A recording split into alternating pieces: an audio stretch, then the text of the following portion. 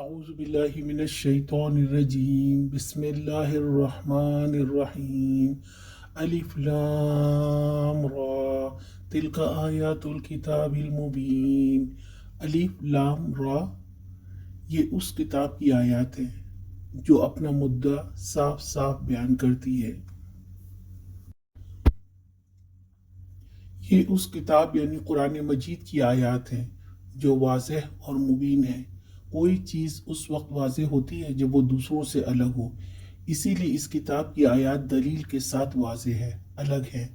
دنیا کی تمام باتوں سے یہ اللہ کے علم پر مبنی ہے۔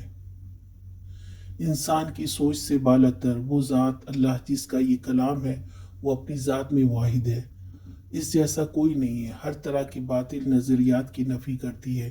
یہی وہ کتاب ہے جو حق بتاتی ہے۔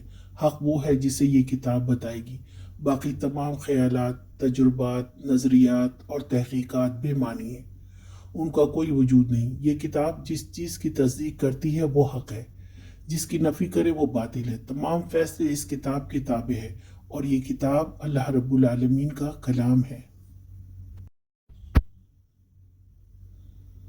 آج کا سوال، قرآن کریم کیسی کتاب ہے؟ جواب کمنٹس میں لکھیں۔